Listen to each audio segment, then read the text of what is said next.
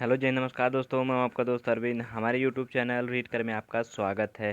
जैसा कि दोस्तों आज हम UP DElEd BTC first semester Rajan series से विज्ञान का अति लघु उत्तरीय क्वेश्चन लेकर आए हैं, जो राजन सीरीज से वेरी इंपॉर्टेंट क्वेश्चन है, जो हमारे सेमेस्टर एग्जाम के लिए अति महत्वपूर्ण है। चलिए दोस्तों वीडियो शुरू करते हैं। इसके पहले आप लोग चैनल पर नए हैं तो चैनल को सब्सक्राइब करें, वीडियो को लाइक करें, वीडियो को शेयर करें। चलिए दोस्तों हम लोग शुरू करते हैं। पहला क्वेश्चन हम लोगों का राजन सीरीज से अति लघु उत्तरीय क्वेश्चन दिया गया है। पहला क्वेश्चन दिया गया है, परमाणु किसे कहते हैं। तो हम लोग इसे लिख सकते हैं अपने सेमेस्टर में, परमाणु तत्व का वह छोटे से छोटा भाग है जो किसी रासायनिक अभिक्रिया में भाग ले सकता है परंतु वह स्वतंत्र अवस्था में नहीं रह सकता है, परमाणु कहते हैं। इस तरीके से आप लोग इस क्वेश्चन का आंसर लिख सकते हैं। अब अगला क्वेश्चन हम लोगों का दिया गया प्रश्न नंबर 2। तो चौड़ी मोटी तथा कटीली संरचना वाले मरुस्थलीय पौधों का एक नाम लिखिए। जैसे नागफनी होता है, नागफनी इस आकार का होता है, जैसे आप लोग देख सकते हैं, जैसे इसमें कांटा निकला रहता है, इस तरीके से आप लोग समझ सकते हैं। ठीक है। अगला क्वेश्चन हम लोगों का दिया गया, घर्षण बल को कम करने के लिए। क्वेश्चन है प्रश्न नंबर 3, घर्षण बल को कम करने के उपाय बताइए। तो लुब्रिकेशन के द्वारा घर्षण बल को कम किया जाता है। इस लुब्रिकेशन मतलब होता है स्नेहक। हम लोग इसको लिख सकते हैं अपने सेमेस्टर एग्जाम में, घर्षण बल को कम करने के उपाय। जैसे मशीनों के कल पुर्जों को घिसने एवं टूटने से बचाने हेतु उनके संपर्क तल के मध्य स्नेहक तेल या ग्रीस लगाकर उनके घर्षण बल को कम किया जाता है। जैसे ग्रीस के माध्यम से, और हम लोगों का जो मोबिल होता है, तेल होता है, उसके माध्यम से हम लोग लुब्रिकेशन यानी घर्षण बल को कम किया जाता है। ठीक। अगला क्वेश्चन हम लोगों का दिया गया है, प्रश्न नंबर 4 दिया गया है, पुष्प के मादा अंग का नाम बताइए। तो पुष्प के मादा अंग का नाम होता है जयांग कहते हैं उसे। ठीक।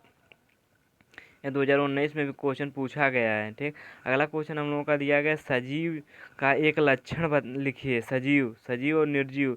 सजीव जिसमें सभी प्रकार की क्रियाएं होती हैं। सजीव जैसे श्वसन क्रिया, पोषण क्रिया, उत्सर्जन क्रिया जिसमें होती है वह सजीव कहलाते हैं। जिसमें प्रक्रियाएं नहीं होती है वह निर्जीव कहलाते हैं। ठीक है।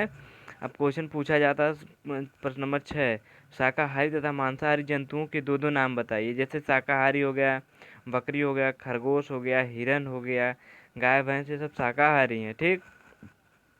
अब मांसाहारी में हम लोगों का शेर हो गया, चीता हो गया, बाघ हो गया, ये सब मांसाहारी हैं। ठीक। अगला क्वेश्चन हम लोगों से पूछा जा सकता है, जैसे दिया गया क्वेश्चन हमें है प्रश्न नंबर 7,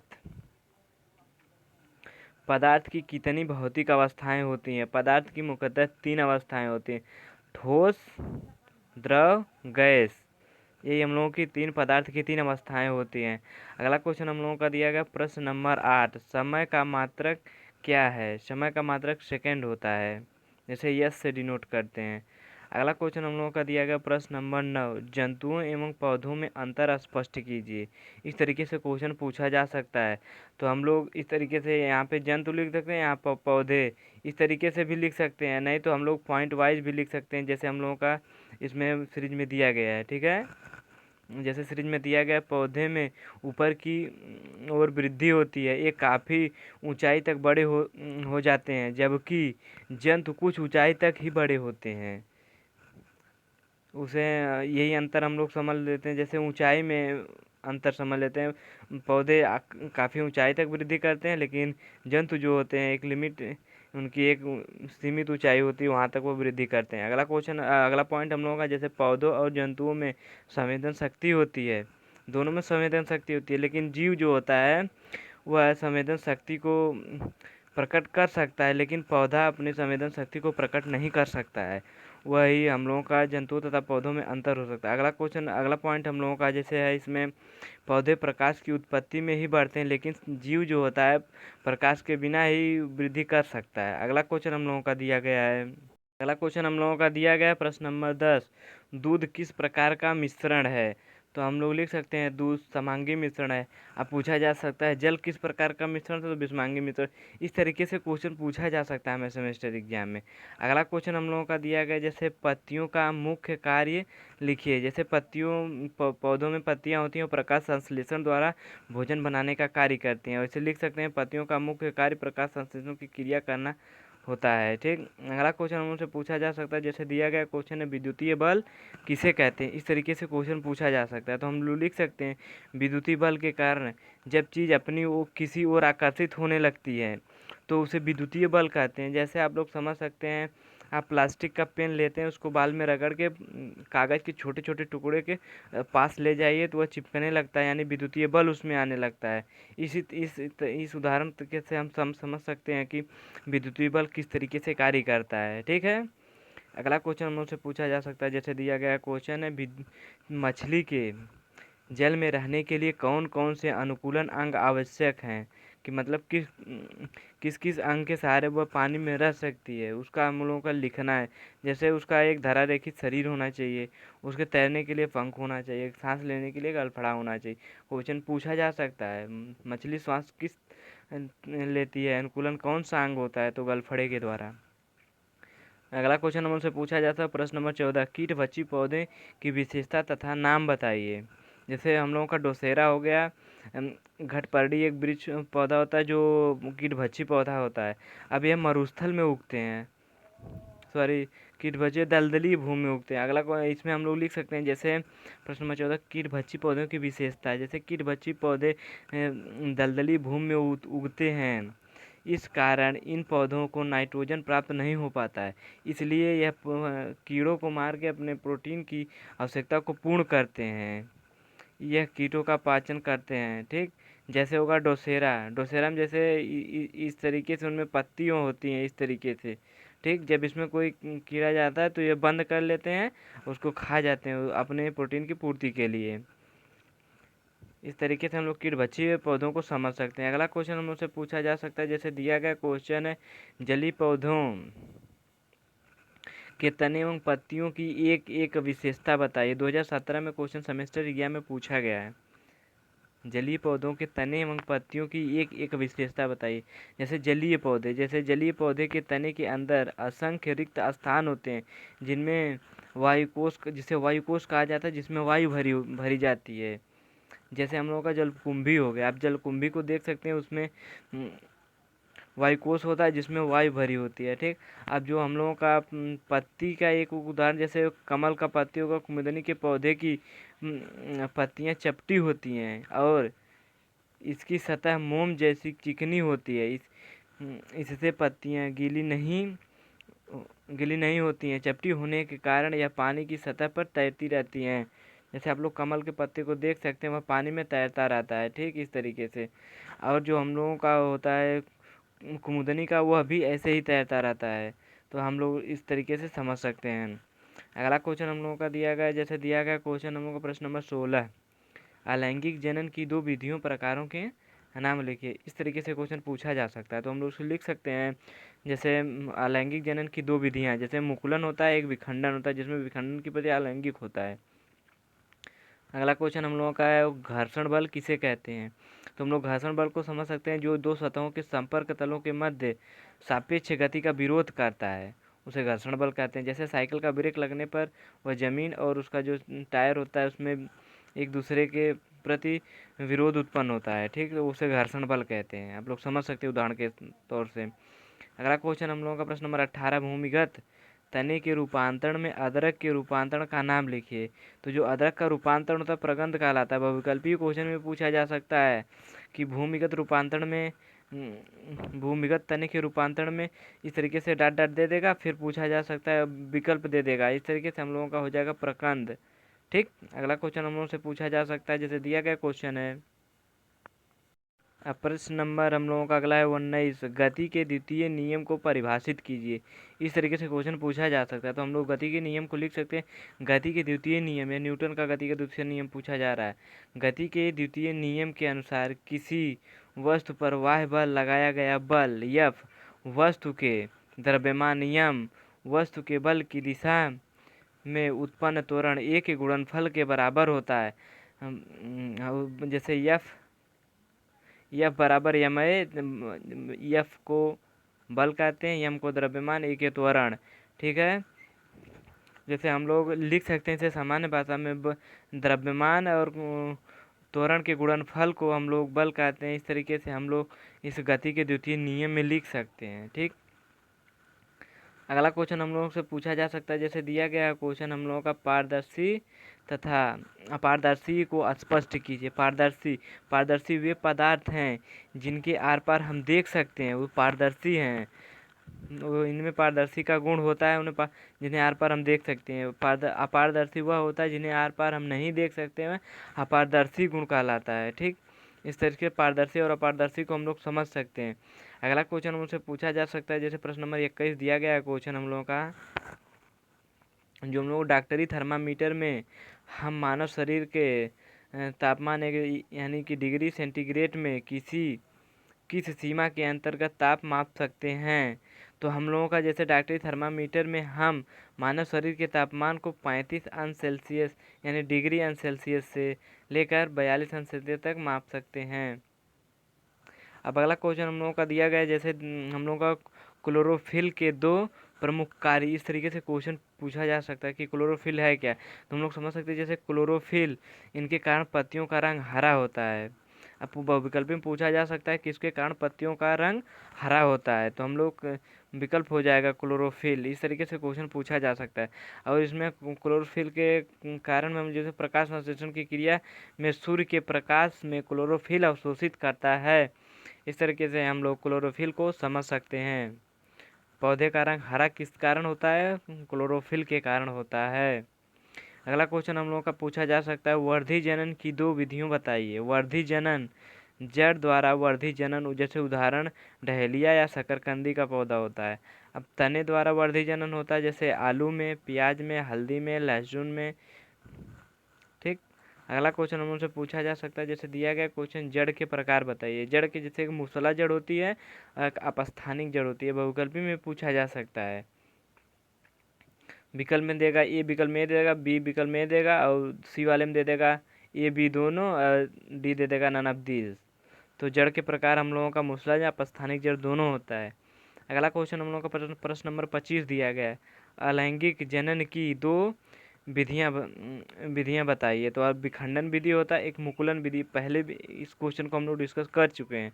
ठीक, अगला क्वेश्चन हम लोग प्रश्न नंबर 26 दिया गया, 3 कीटभक्षी पौधों के नाम बताइए जो दलदली स्थानों में पाए जाते हैं। इनमें नाइट्रोजन की कमी के कारण यह कीटों को मार के खाने के अपने प्रोटीन की पूर्ति करते हैं। ठीक, जैसे डोसेरा हो गया, एक होगा नेफेंथीस, और एक यूट्रिकुलोरिया। इस तरीके से हम लोग कीटभक्षी पौधे को समझ सकते हैं। अगला क्वेश्चन हम लोगों का है, सरसों के पुष्प के विभिन्न अंगों के नाम बताइए।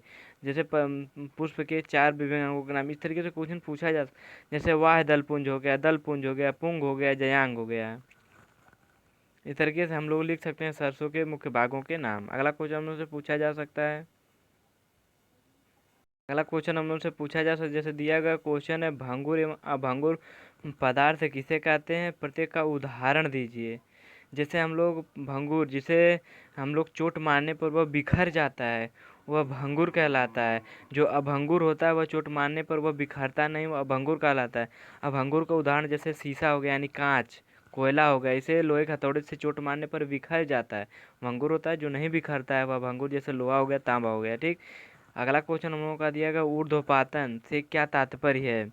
ऊर्ध्वपातन, वे सभी पदार्थ जो गर्म करने पर बिना द्रव में बदले ही सीधे गैस में बदल जाए, जैसे कपूर होता है, ऊर्ध्वपातन कहलाता है। यह क्रिया ऊर्ध्वपातन कहलाती है, जैसे नवसादर हो गया, आयोडीन हो गया, कपूर हो गया। इस तरीके से ऊर्ध्वपातन क्रिया को हम समझ सकते हैं। अगला क्वेश्चन हम उनसे प्रश्न नंबर 30 पूछा जा सकता है, मूल मात्रक किसे कहते हैं, कोई दो उदाहरण दीजिए। जैसे वे भौतिक राशियाँ जो पूर्णतः स्वतंत्र होती हैं, मूल राशियाँ कहलाती हैं।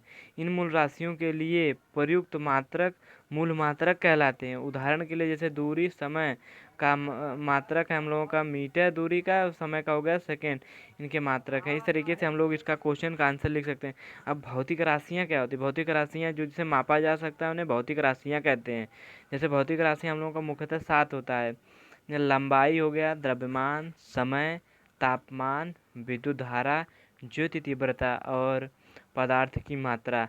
अब आप लोग इसको लिख भी सकते हैं, जैसे लंबाई का मात्रक होता है मीटर, द्रव्यमान का मात्रक होता है किलोग्राम, समय का होता है सेकेंड यानी जिसे यस से डिनोट करते हैं, और हम लोगों का तापमान का होगा जिसे केल्विन कहते हैं, इसे के से डिनोट करते हैं। तापमान का मात्रक केल्विन होता है। विद्युत धारा का एम्पियर होता है, जिसे ए से डिनोट करते हैं हम लोग। और ज्योति तीव्रता जो हो गया उसे हम लोग सी और डी से डिनोट करते हैं। इसका कैंडेला होता है। ज्योति तीव्रता का मात्रा कैंडेला होता है। अब पदार्थ की मात्रा जिसे हम लोग मोल कहते हैं। ठीक, इस तरीके से हम लोग मूल मात्रा को, भौतिक राशियों को समझ सकते हैं।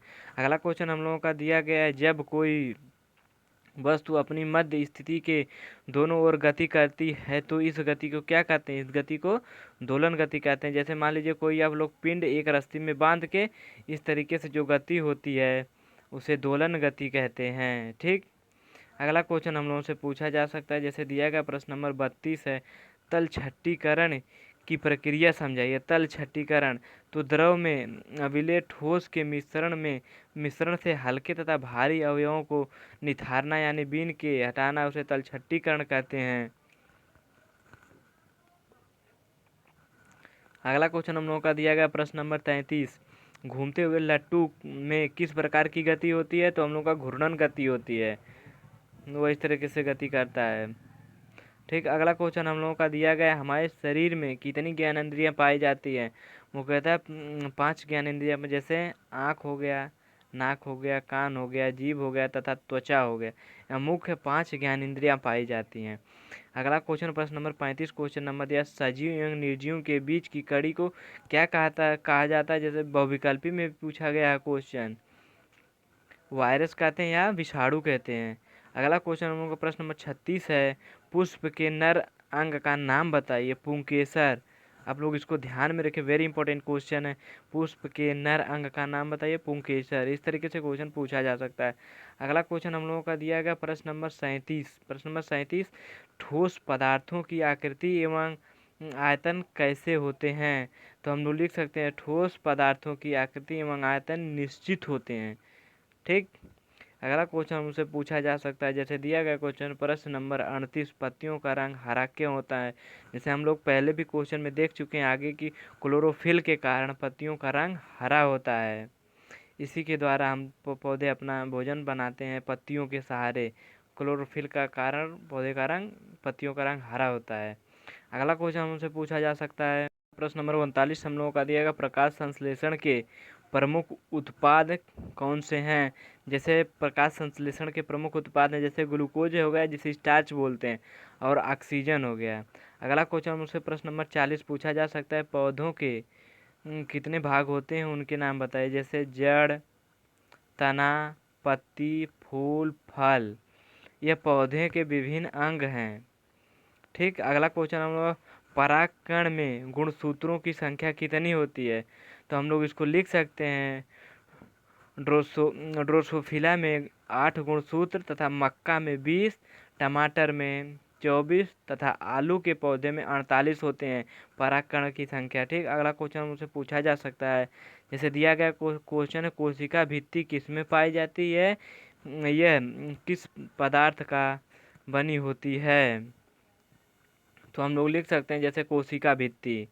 कोशिका भित्ति पादप कोशिका में पाई जाती है। कोशिका भित्ति सेलुलोज की बनी होती है। इस तरीके से हम लोग लिख सकते हैं। अगला क्वेश्चन मुझसे पूछा जा सकता है, जैसे प्रश्न नंबर 43 दिया गया, जंतुओं एवं पौधों में समानता बताइए। जंतुओं एवं पौधों में क्या समानता होती है? जैसे जंतुओं एवं पौधों में समानता, इस तरीके से हम लोग हेडिंग डाल के पॉइंट वाइज लिख सकते हैं। जैसे जंतुओं तथा पौधों में वृद्धि समय के साथ साथ वे बड़े होते हैं, यह समानता का गुण पाया जाता है पौधों एवं जंतुओं में। और जंतुओं का आकार निश्चित अवस्था में फैलता है, जबकि पौधों का आकार विशाल रूप लेता है।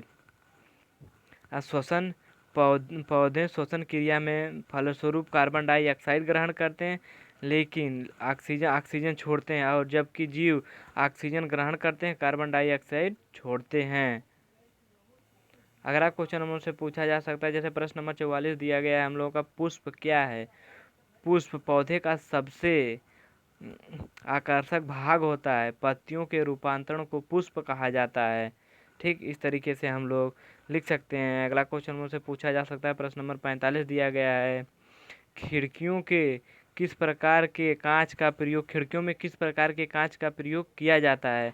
तो साधारण या मृदु कांच का प्रयोग किया जाता है। ठीक, अब जैसे पिछले प्रश्न में पूछा गया था हम लोगों का निर्जीव पूछा गया था। अब इसमें निर्जीव सजीव भी पूछा गया था, हम लोग निर्जीव भी समझे थे। अब इसमें हम लोगों का सजीव निर्जीव दोनों पूछा गया है। जैसे सजीव किसे कहते हैं? जैसे हाथी, घोड़ा, बिल्ली, बंदर, मानव, पेड़ पौधे तक जीवित रहते हैं, जब तक जीवित रहते हैं ये सजीव कहलाते हैं, क्योंकि इनमें वृद्धि, पोषण, श्वसन क्रिया, प्रजनन तथा निश्चित जीवन चक्र आदि जैसे कुछ समय सामान्य लक्षण पाए जाते हैं। ठीक, वह सजीव कहलाते हैं। अब निर्जीव में ठीक इसी का विपरीत होता है। जैसे निर्जीव वह वस्तुएं जिनमें जीवन नहीं होता है निर्जीव कहलाते हैं, जैसे मेज, कुर्सी, वाहन इत्यादि। अब अगला क्वेश्चन हम लोग से पूछा जाए, प्रश्न नंबर 48 दिया गया है, जड़ का प्रमुख कार्य बताइए। जैसे जड़ का प्रमुख कार्य क्या क्या होता है? जड़ के सहारे से जैसे भूमि से जल तथा खनिज लवणों का अवशोषण करना जड़ का कार्य होता है। पौधों को भूमि में स्थिर रखना जड़ का द्वारा किया जाता है। अगला क्वेश्चन हम लोगों का दिया गया प्रश्न नंबर 49, पेड़ पौधों में अलैंगिक प्रजनन की विधि कौन कौन सी है?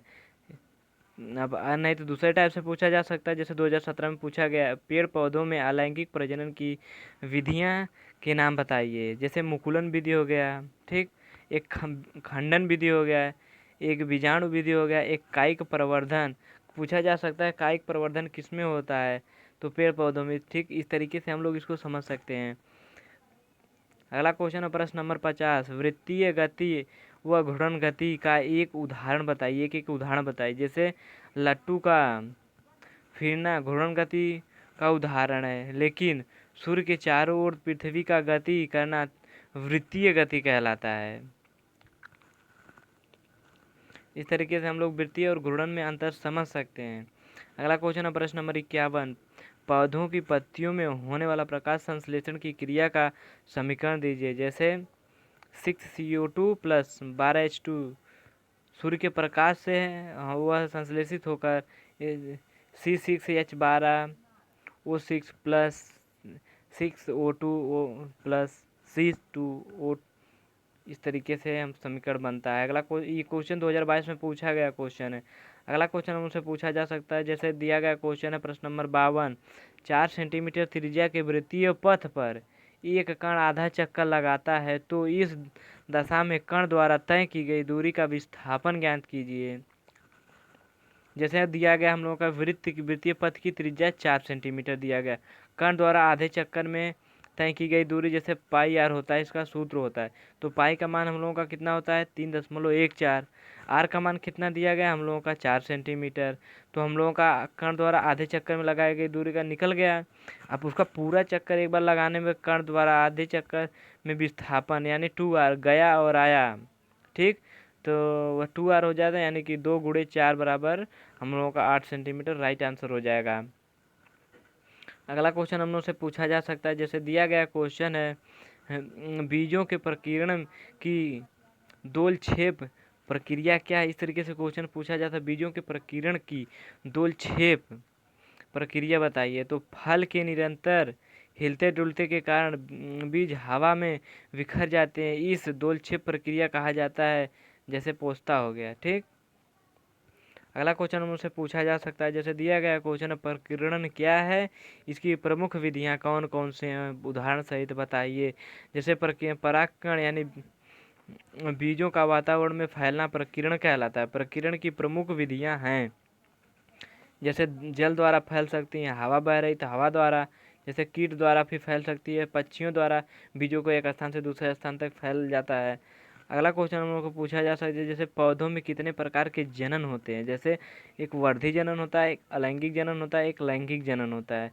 इस तरीके से पौधों में जनन की क्रिया होती है। अगला क्वेश्चन हम लोग का प्रश्न नंबर 56 है, पत्तियों के प्रमुख भाग का नाम बताइए। जैसे पत्तियों का प्रमुख 3 भाग होते हैं, जैसे पर्णधार होता है, पर्णवृंत होता है, पर्णफलक होता है। अगला क्वेश्चन हमसे पूछा जा सकता है, अगला क्वेश्चन हम लोगों का प्रश्न नंबर 57 दिया गया है। क्वेश्चन प्रश्न नंबर 57, 1 माइक्रोमीटर में कितने पिकोमीटर होते हैं? तो 1 माइक्रोमीटर में 10⁻⁻6 मीटर होते हैं। 1 पिकोमीटर में 10⁻12 मीटर होते हैं। तो ये और 1 माइक्रोमीटर में 10⁶ पिकोमीटर होते हैं। तो पूछा गया क्वेश्चन में यही है कि 1 माइक्रोमीटर में कितने पिकोमीटर होते हैं। तो 1 माइक्रोमीटर में 10⁶ पिकोमीटर होते हैं। नहीं तो पूछा जा सकता है 1 माइक्रोमीटर में कितने मीटर होते हैं, 10⁻⁻6 मीटर होते हैं। नहीं तो 1 पिकोमीटर बराबर पूछा जा सकता है 10⁻12 मीटर होते हैं। अगला क्वेश्चन उनसे पूछा जा सकता है बेलन की लंबाई तथा वृत्त के व्यास मापने के लिए किस यंत्र का उपयोग किया जाता है। वर्नियर कैलिपर्स होता है जो इस तरीके इस आकार का होता है। ठीक, जो आप लोग देखे होंगे तो समझ जाएंगे कि वर्नियर कैलिपर्स किस आकार का होता है। यहाँ पे मापने का पैमाना दिया होता है, इससे दूरी नापी जाती है। ठीक,